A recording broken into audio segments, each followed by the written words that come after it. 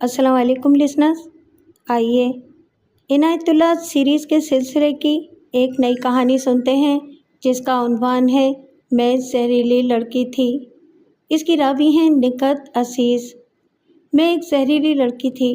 میرے وجود میں میرے ماں باپ نے زہر بھرا تھا جس نے میری ازدواجی زندگی جہنم بنا دی تھی۔ میں نے اپنے خاوند کو بھی اس جہنم میں جھونک دیا تھا۔ میرا مزاج سڑیل، شکی اور غصیلا تھا۔ میں ہر بات سے کوئی ایسی بات نکال لیتی تھی جس سے میرے غصے اور گھرکیوں میں اضافہ ہو جاتا تھا۔ میں اسی کو زندگی سمجھتی تھی کیونکہ یہ خصائل میری فطرت بن گئے تھے۔ میری امی اور ابا جان آپس میں بہت لڑتے تھے۔ جو جلی کٹی غلیظ اور بیہودہ بات منہ میں آتی تھی ایک دوسرے کو کہہ گزرتے تھے۔ ان کی آپس کی لڑائی روزمرہ کا معمول تھا۔ شکست ہمیشہ ابا جان کو ہوتی تھی۔ وہ ہار مان کر یا تو باہر نکل جایا کرتے تھے یا ہمیں ڈانٹ کر یا کسی نہ کسی بچے کو کسی نہ کسی بہانے 2-4 تھپڑ مار کر غصہ ٹھنڈا کر لیا کرتے تھے۔ ہم آخر بچے تھے، ہمیں ماں باپ پر غصہ آتا تھا لیکن ان کا ہم کچھ بگاڑ نہیں سکتے تھے۔ اس لیے ہم بہن بھائی آپس میں لڑ جھگڑ کر ناخنوں سے ایک دوسرے کو زخمی کر کے غصہ ٹھنڈا کر لیا کرتے تھے۔ اس طرح ہمارا گھر میدان کارزار بنا رہتا تھا۔ میں نے ہوش سنبھالا تو گھر کو اسی حالت میں دیکھا۔ مجھ سے بڑے 2 بھائی تھے، ایک 2 سال اور دوسرا 4 سال بڑا تھا۔ ہو سکتا ہے کہ جب میں دودھ پیتی بچی تھی تو انہوں نے کبھی مجھے پیار سے اٹھایا ہو یا میرے ساتھ کبھی کھیلے ہوں۔ جہاں تک مجھے میری یادیں پیچھے لے جاتی ہیں یہی کچھ نظر آتا ہے کہ کبھی مجھے ایک بھائی مار پیٹ رہا ہے تو کبھی دوسرا، یا یہ نظر آتا ہے کہ امی اور ابا ایک دوسرے پر چڑیلوں بھوتوں کی طرح چیخ رہے ہیں۔ اس جنگ کے بعد کسی نہ کسی بچے کی پٹائی ہو جایا کرتی تھی اور اس پٹائی کے بعد ہم بہن بھائی ایک دوسرے کو پیٹ ڈالتے تھے۔ ہمارے گھر میں پیار اور شفقت کا نام و نشان نہ تھا۔ اس کا نتیجہ یہ ہے کہ میرا ایک بھائی 4 سال ہوئے لاپتہ ہے۔ معلوم ہوا ہے کہ وہ جیل خانے میں بند ہے۔ وہ میٹرک پاس نہیں کر سکا تھا۔ یہی حال دوسرے بھائی کا ہے۔ وہ میٹرک میں 2 بار فیل ہوا اور تعلیم کو خیر بات کہہ دیا۔ اب وہ ایک بینک میں چپراسی ہے۔ لڑکے تو گھر سے بھاگ سکتے ہیں، کوئی ٹھکانہ نہ ملے تو لاہور اور کراچی جیسے بڑے شہروں میں راتیں فٹ پاتھوں، باغوں اور ریلوے اسٹیشنوں کے 3 درجے کے مسافر خانوں میں سو کر گزار سکتے ہیں۔ لڑکیاں بھاگ کر کہاں جائیں؟ کون ہے جو گھر سے بھاگی ہوئی لڑکی کو بہن یا بیٹی بنا کر گھر رکھ لے گا؟ اور کون ایسا درد مند ہے جس کے دل میں یہ احساس بیدار ہوگا کہ یہ لڑکی گھر کے دوزخ سے بھاگی ہوئی پیار اور شفقت کی تلاش میں بھٹک رہی ہے؟ میں بھی دراصل گھر سے بھاگی تھی لیکن اسکول میں پناہ لے لی تھی۔ اللہ جنت نصیب کرے ابا جان کو، جن کے دل میں یہ شوق تھا کہ بچوں کو پڑھانا ضرور ہے۔ یہ گھر کے ماحول کا قصور تھا کہ میرے دونوں بھائی تعلیم سے بھاگے۔ جب انہوں نے مجھے اسکول میں داخل کرایا تو میں نے عمر کے 6 سال پہلی بار سکون محسوس کیا۔ اللہ نے کرم یہ کیا کہ پہلی جماعت کی استانی بڑی پیاری عورت تھیں۔ وہ بچیوں کو مارتی پیٹتی نہیں تھیں بلکہ پیار سے پڑھاتی اور سمجھاتی تھیں۔ یہ تو ہمیں چوتھی جماعت میں جا کر معلوم ہوا تھا کہ ہماری پہلی جماعت کی استانی کے 4 بچے مر چکے تھے۔ بچہ پیدا ہوتا تھا تو 6-7 مہینوں بعد مر جاتا تھا۔ چاروں بچے اسی عمر میں مر گئے تو اس مظلوم ماں کو اسی جرم پہ طلاق مل گئی کہ اس کے خون میں کوئی ایسا نقص ہے کہ اس کے بچے زندہ نہیں رہتے۔ اس کے خاوند نے دوسری شادی کر لی۔ ہماری پہلی جماعت کی استانی عظیم عورت تھی۔ اس نے اس قدر ہولناک صدمہ اپنے سینے میں جذب کر کے اسے پیار کا رنگ دے دیا تھا اور یہ پیار میرے حصے میں بھی آیا۔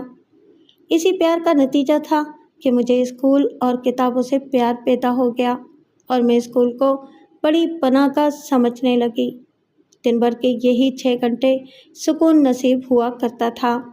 ہمارے گھر میں صرف ایک بار اور آخری بار کھلونا آیا تھا اور وہ ایک آنے کا غبارہ تھا جس میں گیس بھری ہوئی تھی۔ ابا جان یہ غبارہ میرے لیے لائے تھے۔ امی نے اسی پر ادھم مچا دیا और चीख चीख कर कहने लगी कि ये लच्छन इस घर में नहीं चलेंगे, खाने को मिलता नहीं और यहाँ खिलौने आने लगे हैं। हालांकि हम कोई ऐसे गरीब नहीं थे कि खाने को भी ना मिले। अब्बाजान रेलवे में मुलाजिम थे। रोज़मर्रा की ज़रूरियात के लिए, जिनमें हमारी तालीम भी शामिल थी, इनकी तनख्वाह काफ़ी थी। मगर अम्मी को लड़ने का बहाना दरकार था, जो इन्हें मिल गया। अब्बाजान अंदर कमरे में जा बैठे। ये पहला मौका था कि उन्होंने अम्मी की किसी बात, किसी ताने और किसी गाली का जवाब न दिया। मैं गुब्बारे का धागा हाथ में लिए सहन में डरी डरी सी खड़ी थी। अम्मी ऐसी ऐसी बेहुदा बातें कह रही थी कि मुझे गुब्बारे से डर आने लगा। मैंने गली में बच्चों को गुब्बारों के साथ लंबे लंबे धागे बांधकर गुब्बारे उड़ाते देखा था। गुब्बारे मुझे अच्छे लगते थे, मगर गुब्बारा मेरे हाथ में आया तो अम्मी ने इसे ऐसी डरावनी चीज़ बता दिया कि धागा मेरे हाथ से छूट गया और गुब्बारा उड़ गया। मैं हसरत भरी नज़रों से दूर ही दूर, ऊपर ही ऊपर जाते हुए गुब्बारे को देखती रही। इतने में अम्मी ने देख लिया। मुझे मालूम नहीं था, अम्मी ने मेरे मुंह पर इस कदर ज़ोर से थप्पड़ मारा कि मैं चकरा कर गिरी। दिल पर खौफ की गिरफ्त और मजबूत हो गई। अम्मी को एक आना ज़ाया हो जाने का दुख था। मैं सहन में औंधे मुँह पड़ी, बिलबिला कर रोने लगी। अब्बाजान आए और मुझे उठाकर बाहर ले गए। और ऐसे बहुत से वाक़यात हैं जो मेरे सीने में नक्श हैं। हर नक्श डरावना और हर याद सख्त, कड़वी और कसीली है। बस वो स्कूल के चंद घंटे थे जब सुकून मिलता था। आज जब ज़िंदगी के हक़ाइक़ और चंद एक किताबों ने मुझे अक़ल व दानिश अता कर दी है, तो मैं अपना तज़किया कर सकती हूँ। मेरी ज़ात में घर का माहौल नफ़रत, हिकारत और गुस्सा भरता जा रहा था, और स्कूल का माहौल प्यार और मोहब्बत पैदा कर रहा था। एक इंसान बैक वक्त दो मुख्तलिफ राहों पर चला जा रहा था। घर में लड़ाई हमेशा अम्मी की तरफ से शुरू होती थी। ज़रा ज़रा सी बातों पर जंग शुरू हो जाती थी, और हम दो भाई एक बहन इसी जंगो जदल में बड़े होते रहे। मैंने तो स्कूल से दिल लगा लिया था, लेकिन भाइयों ने स्कूल से भागकर आवारा बच्चों से दिल लगा लिया। जिस घर के बच्चे आवारा हो जाएं, वहाँ का माहौल और ज़्यादा मकरूह हो जाता है, और यही हाल हमारे घर का हुआ। छुट्टी के दिन, स्कूल से छुट्टी के बाद और गर्मियों की छुट्टियाँ मेरे लिए इंतहाई अज़ियतनाक दिन होते थे, क्योंकि घर रहना पड़ता था। मैं जूं बड़ी होती जा रही थी। एहसासात और जज्बात भी बेदार होते जा रहे थे, जिससे अज़ियत के एहसास में भी शिद्दत पैदा होती जा रही थी। अब तो घर के माहौल से भागने और कहीं कोई पुरसुकून पनाहगाह में छुपने की ख्वाहिश शिद्दत इख्तियार करती जा रही थी। हमारे घर में एक पुराना रेडियो था जो अक्सर खामोश रहता था। मैंने रेडियो से दिल बहलाना शुरू कर दिया। फिल्मी गाने तो मैं सुनती ही रहती थी, लेकिन शऊर और एहसास की बेदारी के साथ ही मुझे इश्किया किस्म के फिल्मी गाने अच्छे लगने लगे। मैंने फिल्मी गीतों से पूरी कापी भर ली। खुदा का शुक्र है कि इस शौक़ ने पढ़ने के शौक़ पर बुरा असर न किया, लेकिन मेरे दिलो दिमाग पर बहुत बुरा असर हुआ, जिसे मैं उस वक्त बहुत अच्छा समझती थी। मैंने ख़यालों में ऐसे आदमी की तस्वीर बना ली जिसके लिए ये गीत गाए जाते हैं। चुनाचे मैं तन्हाई में फिल्मी गीत गुनगुनाने लगी, और जब मैं 8वीं जमात में थी तो मैंने पहली दफ़ा एक फ़िल्म देखी। इसमें मुझे वो आदमी नज़र आ गया जो मेरे तसव्वुरों के ऐन मुताबिक था। वो फिल्म का हीरो था और मैं हीरोइन बन गई। मैंने तसव्वुरों में अपनी पसंद के खामिद की तस्वीर को इस हीरो जैसा खूबसूरत बना लिया। इस तरह मुझे घर के अज़ियतनाक माहौल से भागने के लिए एक पनाहगाह मिल गई थी, जो मेरे तसव्वुरों में थी लेकिन बहुत हसीन थी। जो असरात मेरे घर के माहौल के थे, उनसे मैं निजात हासिल नहीं कर सकती थी। वो अपना रंग दिखा रहे थे। इनके तहत मैं शक्की मिजाज और गुस्सैली हो गई थी। कोई ज़रा सी बात, खा मजाक में क्यों ना कहते, मुझे बुरी लगती थी। गुस्सा जल्दी आ जाता था, और यही वजह थी कि कोई लड़की मेरी सहेली नहीं बनती थी। बाज़ को मैंने सहेलियाँ बना भी लिया था, लेकिन घर के असरात ने मुझे जंजीरों में जकड़ रखा था। चंद दिनों बाद मैं किसी न किसी शक की बिना पर या मामूली सी किसी बात से इनसे अलग हो जाती थी। میں 9ویں جماعت میں تھی جب میرا بڑا بھائی بہت ہی آوارہ ہو چکا تھا۔ 4 سال پہلے وہ میٹرک میں فیل ہوا تھا۔ کئی دن گھر سے غائب رہتا تھا، کبھی آتا تھا تو امی سے لڑ جھگڑ کر پھر چلا جاتا تھا۔ اس سے چھوٹا بھائی میٹرک میں پہلی بار فیل ہوا تھا اور پھر اسکول جانے لگا تھا۔ اس کی عادتوں سے پتہ چلتا تھا کہ کبھی پاس نہ ہوگا۔ ابا جان کو دونوں بیٹوں کا صدمہ بے حال کر رہا تھا۔ وہ دونوں کو اکثر مارا پیٹا کرتے تھے۔ آخر تھک ہار کر چپ ہو گئے تھے۔ لیکن ابا جان تیزی سے بوڑھے ہوتے جا رہے تھے۔ امی کے تعلقات کسی کے ساتھ بھی اچھے نہیں تھے، نہ اڑوس پڑوس کے کسی گھرانے کے ساتھ اور نہ ہی اپنے رشتہ داروں کے ساتھ۔ ہر کسی کے ساتھ لڑائی جھگڑا تھا۔ میں 10ویں جماعت میں تھی، اچھا برا سمجھنے لگی تھی۔ امی بھی اب دل کے دکھڑے مجھے سنانے لگی تھیں۔ میں نے ایک روز امی سے کہا کہ وہ ابا جان سے لڑا نہ کریں، اگر لڑنے والی کوئی بات ہو تو۔ امی نے ابا جان کے خلاف شکایتوں کا دفتر کھول دیا۔ اس کے بعد وہ مجھے ہر روز ان کے خلاف باتیں سنانے لگی۔ اس نے جب یہ کہا کہ اس شخص نے میری زندگی تباہ کر دی ہے، برادری میں فلاں لڑکا مجھے بہت پسند تھا، اس کا گھرانہ بھی بہت اچھا تھا، تو میں سمجھ گئی کہ امی کی بنیادی شکایت کیا ہے۔ میں نے امی کی تعریف شروع کر دی، جس کا اثر یہ ہوا کہ وہ میرے ساتھ اور زیادہ بے تکلفی سے باتیں کرنے لگی۔ اس کی دلیلیں ایسی ہوتی تھیں کہ میں اس کی ہر بات کو برحق ماننے لگی۔ گھر کے ماحول نے مجھے شکی مزاج اور غصیلا تو پہلے ہی بنا رکھا تھا، اور میرے دل میں نفرت اور حقارت بھی بچپن سے پیدا ہو چکی تھی۔ اب امی نے اپنی عادت کو صحیح ثابت کرنے کے لیے مجھے ایسے پیارے اور غم زدہ لب و لہجے میں باتیں سنانی شروع کر دیں کہ میری ذات میں بچپن کے جو اثرات تھے وہ اور زیادہ پختہ ہو گئے۔ امی کو ساری دنیا کے خلاف شکایت تھی۔ اس کی نگاہ میں ساری دنیا ظالم اور بے وفا تھی۔ میں مانتی چلی گئی اور میرے اندر زہر پیدا ہوتا چلا گیا۔ 4 دیواری کی دنیا میں معلوم نہیں کتنی مائیں ہر روز اپنی بیٹیوں کو ایسی ہی تعلیم دیتی ہیں اور اپنی رگوں سے زہر نچوڑ کر زبان کے راستے اپنی بیٹیوں کی رگوں میں ڈال کر مر جاتی ہیں۔ آج جب میں اپنے ایک بھائی کو دیکھتی ہوں تو دل میں خنجر اتر جاتا ہے۔ اسے ڈاکٹر یا انجینئر ہونا چاہیے تھا۔ ابا جان نے جانے کس امید پر اسے اسکول میں داخل کرایا تھا، مگر وہ ایک بینک میں چپراسی ہے اور دوسرا پختہ کار چور اور رہزن بن گیا ہے اور اب کسی جیل میں قید ہے۔ خود میری حالت یہ ہو گئی تھی کہ میں نے فلمی گانوں میں پناہ لے لی تھی اور تصوروں میں فلموں کی ہیروئن بن گئی تھی۔ مجھ میں اگر کوئی اچھی عادت ہے تو صرف یہ کہ پڑھنے کا شوق تھا، اور میرے دل کے کسی کونے میں پیار اور شفقت چوری چھپے پرورش پا رہا تھا۔ یہ پیار پہلی جماعت کی استانی والا تھا، مگر اس پیار پر گھر کے جہنمی ماحول کے اثرات غالب تھے۔ نہ جانے میرا حشر کیا ہوتا۔ میں ایف.اے. کے دوسرے سال میں تھی کہ ابا جان فوت ہو گئے۔ ان کی موت کا باعث میری امی تھی۔ جیسا کہ میں کہہ چکی ہوں کہ 2 لڑکوں کی آوارگی نے ابا جان کو بوڑھا کر دیا تھا۔ اس صدمے کے ساتھ امی کی لڑائیاں پہلے سے زیادہ ہو گئی تھیں۔ ابا جان اب لڑنے کی بجائے یا تو باہر نکل جاتے تھے یا کمرے میں دبک کر بیٹھ جاتے تھے۔ ایک روز امی معمولی سی بات پر بھڑک اٹھی اور ابا جان کو روزمرہ کی طرح کوسنے لگی۔ وہ ابھی دفتر سے آئے تھے، بہت تھکے ہوئے تھے۔ میں نے چائے بنائی۔ ابا جان کو چائے دینے گئی تو دیکھا کہ وہ کرسی پر بیٹھے تھے، سر ہاتھوں میں تھام رکھا تھا اور آگے کچھ جھکے ہوئے تھے۔ میں نے انہیں ہلایا تو وہ نہ بولے۔ میں نے پھر ہلایا تو بھی سر جھکائے چپ بیٹھے رہے۔ میں نے پیالی تپائی پر رکھ کر ان کا سر اوپر اٹھایا تو دیکھا کہ ان کے آنسو بہہ رہے تھے۔ انہوں نے ہاتھوں سے آنسو پونچھ ڈالے اور روندی ہوئی آواز میں کہا، بیٹی، میں تمہارے لیے تھوڑا عرصہ اور زندہ رہنا چاہتا تھا۔ تمہارے بھائی مرد ہیں، اپنا اپنا ٹھکانہ بنا لیں گے۔ سوچتا ہوں کہ تمہارا کیا بنے گا۔ امی کی سخت تیکھی آوازیں سنائی دے رہی تھیں۔ ابا جان بولتے بولتے چپ ہو گئے۔ انہوں نے اپنے بائیں کندھے پر ہاتھ رکھ کر دبایا، پھر ہاتھ کو دل تک سرکا کر کہنے لگے، درد ہونے لگا ہے۔ اتنا ہی کہہ پائے تھے کہ ان کا سر ایک طرف لڑک گیا، آنکھیں آہستہ آہستہ بند ہونے لگیں۔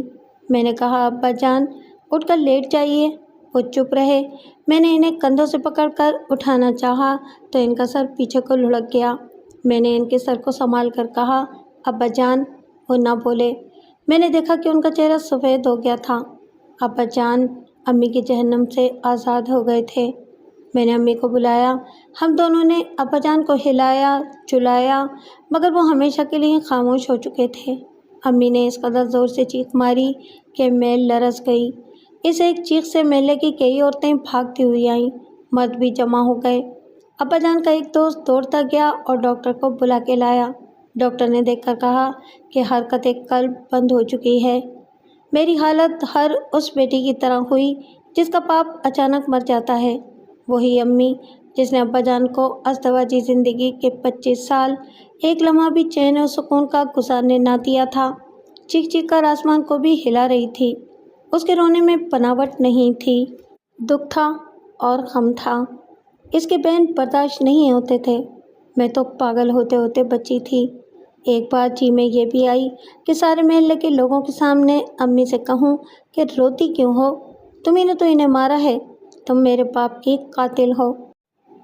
لیکن امی اپنے بال نوچ نوچ کر بڑی بلند اور دکھ بھری آواز میں بیان کر رہی تھی، اب کس کے سر پر کودوں گی؟ تم ہی تھے جس پر سارا غبار نکالا کرتی تھی۔ جتنی تم نے میری سہی ہیں اتنی تو میرے باپ نے بھی کبھی نہیں سہی تھی۔ ہائے میں پاپن ننگی ہو گئی۔ لوگوں اب کس کے لیے زندہ رہوں گی؟ مجھے بھی دفن کراؤ۔ مرے ہوا کے ساتھ کبھی کوئی دفن نہیں ہوا۔ ہم ماں بیٹی رونے دھونے کے لیے زندہ رہیں۔ بڑے بھائی کو باپ کے جنازے کے ساتھ دیکھا تھا، پھر وہ گھر نہ آیا۔ چھوٹے نے نوکری ڈھونڈی تو بینک میں چپراسی بن گیا۔ میں نے ایف اے پاس کر لیا۔ امی کی تو دنیا ہی بدل گئی۔ جب دیکھو روتی نظر آتی تھیں اور رہ رہ کر ایک ہی بات کہتی تھی کہ میرا فخر اور غرور مر گیا ہے۔ ابا جان ریلوے کے ملازم تھے۔ ملازمت کا عرصہ بھی پورا نہیں ہوا تھا، ان کے فنڈ کا 15,000 روپیہ مل گیا۔ امی نے یہ عقل مندی کی کہ پیسے ملتے ہی میری شادی کا بندوبست شروع کر دیا۔ کہنے لگی کہ یتیم بیٹی کا گھر میں بیٹھے رہنا مناسب نہیں ہوتا۔ رشتے کے لیے 2-3 گھرانے پہلے ہی کوشش کر رہے تھے۔ ابا جان کی وفات کے 1 سال بعد امی نے ایک گھر میں میرا رشتہ دے دیا۔ میں ہونے والے خاوند کو بالکل نہیں جانتی تھی، نہ اسے کبھی دیکھا تھا۔ ابا جان کو فوت ہوئے 1 سال گزر گیا تھا۔ وقت نے غم کی تلخی کو خاصا کم کر دیا تھا۔ میں پھر فلمی گانوں اور فلموں کی دنیا میں واپس آ گئی تھی۔ جب میرا رشتہ طے ہو گیا تو مجھے یہ صدمہ ہوا کہ مجھے اپنی پسند کا خاوند تلاش کرنے کا موقع نہیں ملا، لیکن میں امی سے یہ کہنے کی جرات نہ کر سکی کہ مجھے ایسا موقع دیا جائے۔ پھر میری شادی ہو گئی۔ خاوند کو دیکھتے ہی میرے تصورات ذہن میں ہی کچلے گئے، اور جب اس نے باتیں شروع کی تو ان میں ذرہ بھر بھی رومانیت یا فلمی مکالموں والی اس لذت نہیں تھی۔ مجھے آج یاد آتا ہے کہ اس کی باتیں ان حقائق سے متعلق تھیں جن کا سامنا میاں بیوی کو ازدواجی زندگی میں ہوتا ہے۔ اس وقت مجھے یہ باتیں بہت ہی بری لگیں۔ اس کا نتیجہ یہ ہوا کہ میرے دل میں بچپن سے نفرت کا جو جذبہ پرورش پا رہا تھا وہ بیدار ہو گیا، اور میں نے دل ہی دل میں اس خاوند کو دھتکار دیا۔ جو دن گزرتے جا رہے تھے میں اپنی امی کی طرح کی عورت بنتی جا رہی تھی۔ مجھے ساس بھی اچھی نہیں لگتی تھی اور نندیں بھی، اور سسرال کی ہر چیز مجھے ناپسند تھی۔ میں جب امی کے پاس آتی تو شکایتوں کا دفتر ساتھ لاتی تھی۔ امی نے مجھے کبھی بھی نہیں کہا تھا کہ بیٹی اب وہی تمہارا گھر ہے، دل لگانے کی کوشش کرو، بلکہ امی مجھے الٹے سبق پڑھاتی تھی۔ وہ مجھے اپنی مثالیں دے کر ذہن نشین کراتی تھی کہ میری طرح جب تک ان لوگوں کے سر پر نہ کودو گی تو وہ تمہارا جینا حرام کیے رکھیں گے۔ چنانچہ میرے دل سے خاوند کی عزت بھی نکل گئی۔ ازدواجی زندگی کا 6واں مہینہ تھا کہ میرے خاوند کی تبدیلی ایک اور شہر میں ہو گئی۔ اس نے وہاں جاتے ہی کرائے کا مکان لے لیا اور ایک روز آ کر مجھے ساتھ لے گیا۔ اس میں کوئی نقص نہیں تھا سوائے اس کے کہ میرے ذہن میں جو فلمی ہیرو چھایا ہوا تھا وہ اس سے بہت مختلف تھا، اور دوسرے یہ کہ وہ خاموش طبع انسان تھا۔ جہاں تک خلوص و پیار کا تعلق تھا وہ مجھ پر جان چھڑکتا تھا اور میری ہر بات مان لیتا تھا۔ وہ ان مردوں کی طرح نہیں تھا جو بیویوں کو زر خرید لونڈیاں سمجھتے ہیں۔ یہ اس کی خوبی تھی، لیکن میں اسے بہت بڑی کمزوری سمجھ کر کہا کرتی تھی کہ میرا خاوند بدھو ہے، جابر قسم کا مرد نہیں۔ تھوڑے دنوں بعد میں نے اس پر حکومت کرنی شروع کر دی، लड़ाई झगड़ा करना मेरे लिए कोई मुश्किल काम नहीं था। मैं तो जनी पली ही लड़ाई झगड़े के माहौल में थी। हिकारत और अजियत के सिवा मैंने दुनिया में देखा ही क्या था। मैं खाविंद के साथ लड़ने के लिए तैयार हो गई। मैं बिल्कुल अम्मी की तरह लड़ना चाहती थी, लेकिन मैंने जब भी लड़ने झगड़ने का इरादा किया, किसी अंदरूनी ताकत ने मुझे रोक दिया और मैं नाक भौं चढ़ाकर चुप हो गई। मुझे मालूम नहीं था कि मेरी यही चुप और बेरुखी मेरे खाविंद को अंदर ही अंदर खाए जा रही है, और यही चुप मुझे भी परेशान करने लगी। लड़ाई करने के इरादे के बावजूद मैं लड़ नहीं सकती थी। इससे मैं सड़ियल मिजाज हो गई। एक रोज़ खाविंद ने मुझसे इल्तिजा की, मैं दफ्तर से बहुत थका हुआ आता हूँ, ज़रा सी देर के लिए मेरे साथ मुस्कुराकर 2 बातें कर लिया करो। बड़ी ख्वाहिश है कि कभी तुम्हें मुस्कुराते हुए भी देखूं। मैं इसी बात पर भड़क उठी और इसे 2-4 जली कटी सुना दी। इस रोज़ के बाद वो जहर पककर सामने आ गया जो घर के जहरीले माहौल ने बचपन से मेरी रगों में डालना शुरू किया था। मुझे घर की हर चीज़ से नफ़रत और खाविंद की हर बात से चिढ़ हो गई। वो कोई भी बात कह बैठे तो मैं टूट पड़ती थी या जवाब दिए बगैर दूसरे कमरे में चली जाती थी। इसके बरक्स खाविंद की ये आदत कि मेरे किसी ताने और किसी कोसने का जवाब तक न देता था, आ भरकर खामोश रहता था। इससे मुझे ज़रा भर तस्कीन नहीं होती थी कि मैंने खाविंद को लताड़ लिया है, बल्कि कितनी ही देर मैं खुद जलती बुनती रहती थी। मेरे लिए कोई सुकून न था। महल्ले की लड़कियां शुरू में मेरे घर आई थीं, मगर मेरी सड़ियल तबीयत को देखकर किनारा कश हो गई थीं। करते करते मुझ पर खामोशी तारी हो गई। खाविंद के साथ बातचीत बंद हो गई। मेरे दिल में जो गुबार था वो आंसुओं के रास्ते बहने लगा, लेकिन आंसू खुश्क होते ही गुबार फिर भर जाता और मैं घर के लिए, खाविंद के लिए और अपनी ज़ात के लिए आफत बन जाती। मैंने पहले बच्चे को जन्म दिया तो ससुराल वालों ने शादी जितनी खुशी मनाई, सिर्फ मैं थी जो दिल ही दिल में मातम कर रही थी और सोच रही थी कि बच्चा किस कदर अज़ियत देकर पैदा होता है और ये लोग मेरी अज़ियत पर खुशियाँ मना रहे हैं। हालांकि सास और नंदों ने दिल खोलकर मेरी खिदमत की थी। जब मैं तंदुरुस्त हो गई तो भी वो मुझे चरपाई से उठने न देती थीं, लेकिन ये एहसास मेरे दिल में अब पैदा हुआ है। उस वक्त जब वो मुझे घर के किसी काम को हाथ नहीं लगाने देती थीं, तो मैं अपने आप से कहा करती थी कि वो नहीं चाहती कि मैं इनके घर के किसी काम में दखल दूं। दिल में शिकायतें ही शिकायतें भरती चली जा रही थीं।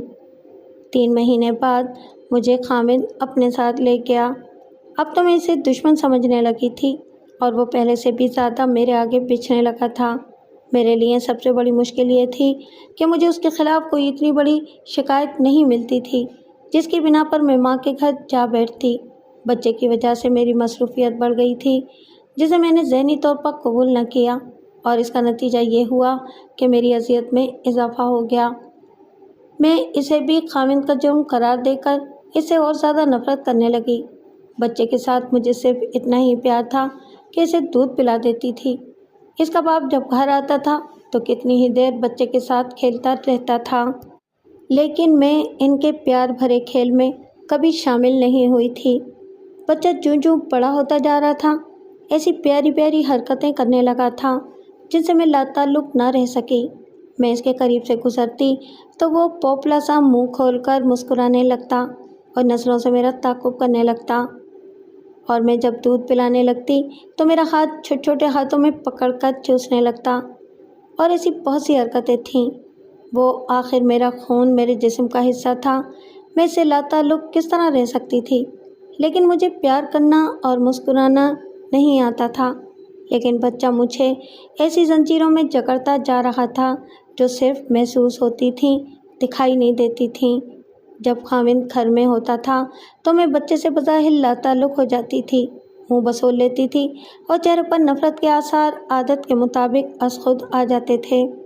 बच्चा 7-8 माह का हुआ तो एक दिन अम्मी का ख़त आया। उसने लिखा था कि मेरा बड़ा भाई जेल में 2 साल की सज़ा भुगत रहा है। वो चोरी करते पकड़ा गया था। ये भी पता चला कि वो आदी मुजरिम बन चुका है और उसके ख़िलाफ़ चोरी के 2 और केस भी चल रहे हैं। इस खबर ने सर तापा हिला के रख दिया। मुझे बचपन याद आ गया। بچپن کی ایک ایک بات یاد آنے لگی اور میں اپنے گھر کے جہنم سے نکل کر ماں باپ کے گھر کے جہنم میں پہنچ گئی۔ ابا جان یاد آئے تو ان کے ساتھ ہی امی کی آخری لڑائی اور ابا جان کی اچانک موت یاد آ گئی۔ پھر دوسرا بھائی یاد آیا جو بینک میں چپراسی ہے، اور جب یہ خیال آیا کہ بڑا تو عادی مجرم بن چکا ہے اور اب اس کی عمر جرم اور جیل کے چکر میں گزرے گی، تو میں نے اس طرح گھٹن محسوس کی جیسے کسی نے میری گردن میں پھانسی کا رسہ ڈال دیا ہو۔ میں نے خط پڑھا، دوبارہ پڑھنے کی ہمت نہ ہوئی۔ غیر ارادی طور پر سنگار میز کے سامنے جا بیٹھی۔ میں سخت اداس تھی۔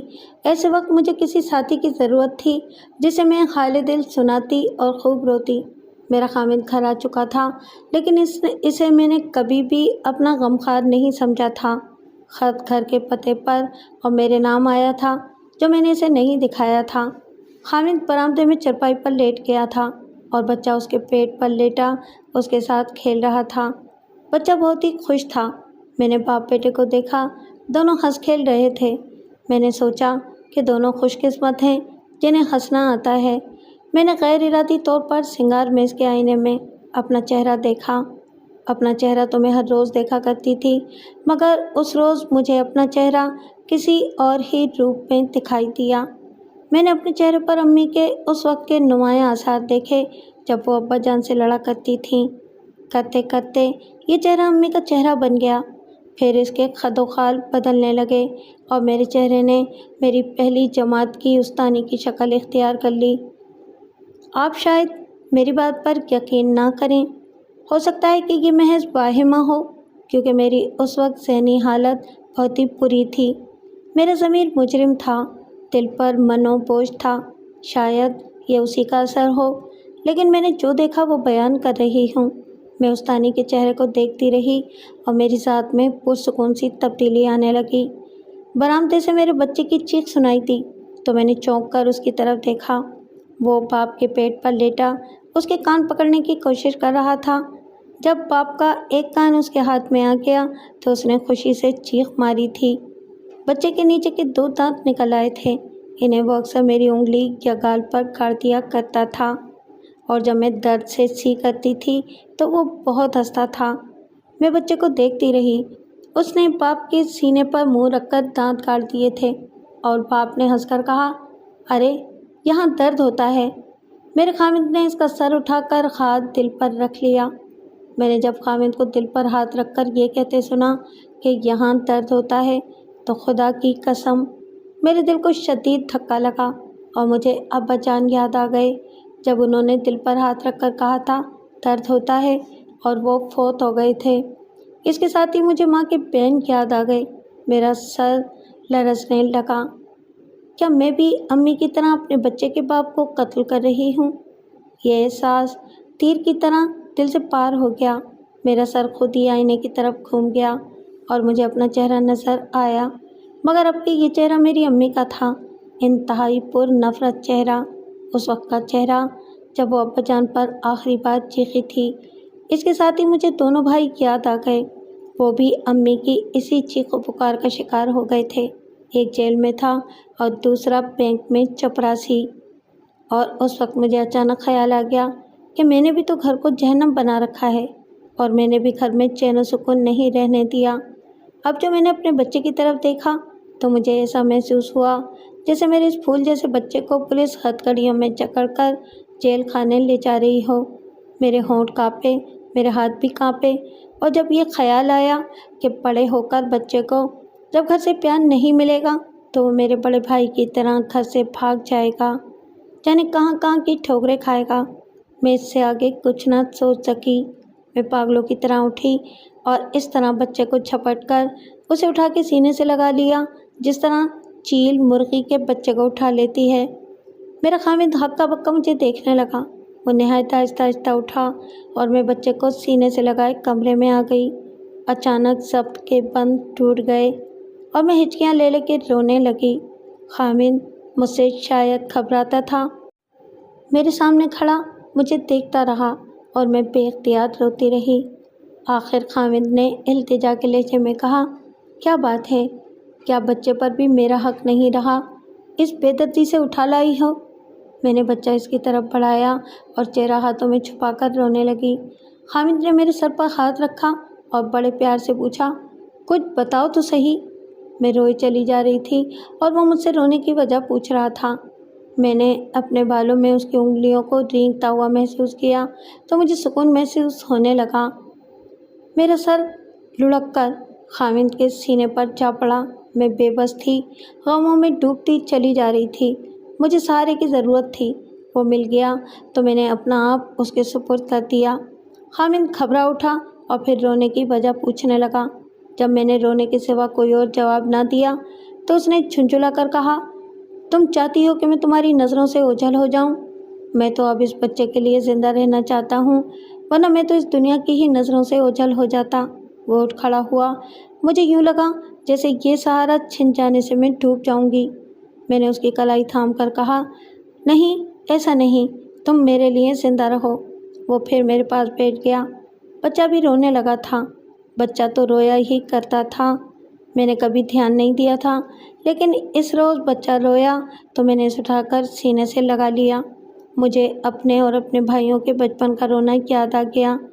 ہم رویا کرتے تھے تو ہمیں کوئی چپ نہیں کراتا تھا، بلکہ ہمیں ایک دو تھپڑ مار کر اور زیادہ رلایا جاتا تھا۔ میں نے خاوند کو رونے کی وجہ یہی بتائی کہ دل بہت اداس ہو گیا تھا، بس رونے کو جی چاہتا تھا۔ اس نے کہا کہ اگر ایسی بات ہے تو چند دنوں کے لیے اپنی امی کے پاس چلی جاؤ۔ میں نے بے اختیار کہا، اب امی کے پاس نہیں جاؤں گی۔ وہ حیرت زدہ سا ہو گیا۔ میں نے اور کچھ بھی نہ کہا۔ میں یہ بھی سوچ رہی تھی کہ اگر مجھے اپنے تصوروں جیسا خوبصورت خاوند نہیں ملا تو اس میں میرے اس خاوند کا کیا قصور ہے؟ وہ مجھے اغوا کر کے تو نہیں لایا؟ ہو سکتا ہے کہ میں اس کی پسند کی بیوی نہ ہوں، پھر بھی وہ مجھ پر فدا ہوا جا رہا ہے۔ اس سوچ نے مجھے بہت سہارا دیا۔ میرے اندر انقلاب تو بپا ہو گیا تھا، مگر بچپن اور گھر کے ماحول کے جو زہریلے اثرات میری فطرت کا جزو بن چکے تھے، ان سے آزادی ممکن نظر نہیں آتی تھی۔ میں خاوند کی یہ خواہش پوری کرنا چاہتی تھی کہ وہ جب دفتر سے آئے تو میں مسکراہٹ سے اس کا استقبال کروں، لیکن کوشش کے باوجود میرے ہونٹوں پر مسکراہٹ نہیں آتی تھی، بلکہ غصہ آ جاتا تھا۔ میں جب غصے پر قابو پانے میں ناکام رہتی تھی تو مجھے غصے پر غصہ آ جاتا تھا۔ یہ کیفیت بہت ہی اذیت ناک تھی۔ میں کتابوں اور رسالوں کا مطالعہ کرتی رہتی تھی۔ مجھے انگریزی کے ایک رسالے میں اپنی جیسی ایک عورت کا خط نظر آیا۔ خط پڑھ کر مجھے ہنسی آ گئی کیونکہ اس نے بڑی مذاق خیز بات لکھی تھی، لیکن مجھے اس نے نجات کا ایک راستہ دکھا دیا۔ میں نے اسی وقت اس پر عمل شروع کر دیا۔ عمل یہ تھا کہ میں آئینے کے سامنے جا کھڑی ہوئی اور اپنے آپ کو یقین دلایا کہ آئینے میں جو عورت کھڑی ہے وہ سڑیل اور بد مزاج عورت ہے۔ میں عکس کو دیکھتی رہی حتیٰ کہ مجھے اپنے عکس سے نفرت ہونے لگی۔ میں نے اسے کوسنا شروع کر دیا۔ میں اکیلی تھی، کوئی سننے والا نہیں تھا۔ میں نے بلند آواز سے کہنا شروع کر دیا، تم ڈائن ہو، اپنے بچے کو ڈاکو بنا رہی ہو۔ خاوند تم سے اتنا پیار کرتا ہے اور تم نے اس بیچارے کا جینا حرام کر رکھا ہے۔ اور اس طرح میں نے خاصا وقت صرف کر کے تمام تر غصہ اپنے عکس پر نکال دیا۔ میں نے اپنے آپ میں ایسا سکون محسوس کیا جیسے بہت عرصے بعد بخار اتر گیا ہو۔ اچانک بچے کے رونے کی آواز سنائی دی۔ وہ سویا ہوا تھا۔ میں دوڑتی گئی اور بچے کو گود میں لے کر اسے دودھ پلانے لگی۔ وہ دودھ پی رہا تھا تو میں اس کے ننھے ننھے ہاتھوں سے کھیلنے لگی۔ میں نے اپنے آپ سے کہا، یہ پھول جیسے ہاتھ کسی چور کے تو نہیں ہو سکتے۔ میں نے بے تابی سے اس کے ہاتھوں کو چوم لیا۔ اتنے میں صحن میں قدموں کی آواز سنائی دی۔ بچہ اپنے باپ کے قدموں کی آواز کو خوب پہچانتا تھا۔ اس نے دودھ چھوڑ دیا اور گود میں مچل کر کہنے لگا، اوبا اوبا۔ باپ کو دیکھ کر وہ کھل کر ہنسا۔ اس کے ساتھ ہی میری بھی ہنسی نکل گئی۔ یہ میری پہلی قدرتی ہنسی تھی۔ تھوڑی دیر بعد بچہ باپ کی گود میں بیٹھا تھا اور اس کا ایک ہاتھ میرے ہاتھ میں تھا۔ پھر ہم دونوں کے ہاتھ میرے خاوند کے ہاتھ میں آ گئے۔ اس روز کے بعد میں نے اس طریقے کو جاری رکھا کہ جب مزاج میں سڑیل پن یا غصہ آنے لگتا تو میں آئینے کے سامنے کھڑے ہو کر سارا غصہ اپنے عکس پر نکال دیتی۔ میں عکس کو گالیاں دے دے کر کہتی، تم اپنے خاوند کو قتل کرنا چاہتی ہو، اپنے بچے کو ڈاکو بنانا چاہتی ہو۔ یہ طریقہ کامیاب تھا، لیکن آپ اسے آسان نہ سمجھیں۔ اپنے خلاف یا اپنی فطرت میں رچی بسی ہوئی بدی کے خلاف جد و جہد ایک جان لیوا مہم ہے، لیکن ناممکن بھی نہیں۔ میری جد و جہد کی کامیابی میں عبادت اور دعا کا جو دخل ہے، میں اسے کبھی فراموش نہیں کر سکتی۔ میں نے کبھی نماز نہیں پڑھی تھی۔ ایک روز میں نے الصبح اٹھ کر نماز پڑھی۔ یقین جانیے کہ میں نے خدا سے دولت نہیں مانگی، صرف یہ التجا کی کہ یا خدا مجھے اپنی فطرت کی تاریکیوں سے نکلنے کی ہمت اور ہدایت عطا فرما۔ چونکہ یہ دعا میری بھٹکی ہوئی روح کی گہرائیوں سے نکلی تھی، اس لیے سنی گئی اور مجھے اپنے آپ میں انوکھی سی قوت کا احساس ہوا۔ تب مجھے یاد آیا کہ اگر روح بھی آپ کا ساتھ دے رہی ہو تو خدا بھی آپ کا ساتھ دے گا۔ خدا نے میرا ہاتھ تھام لیا اور مجھے تاریکیوں سے نکال لیا ہے۔ 1 سال گزر گیا ہے۔ اب مجھے آئینے میں اس پر نفرت عورت کے عکس کو کوسنے کی ضرورت محسوس نہیں ہوتی، کیونکہ وہ اب میری پہلی جماعت کی استانی کا عکس بن گیا ہے، پیار اور شفقت کا بہت خوبصورت عکس۔